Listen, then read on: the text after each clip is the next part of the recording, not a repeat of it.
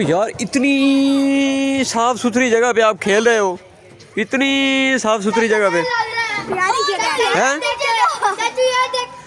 क्यों भाई? क्यों नहीं है जगह? नहीं चाचू यार पहले ये बताओ ना मुझे, ये इतनी उस बेचारे को नहीं खिला रहे आप उसको, वो जिसको बांध के रखा हुआ है? क्यों नहीं खोलता? उसे आपने मुल्क का सदर या वजीर आज़म तो नहीं बनाना?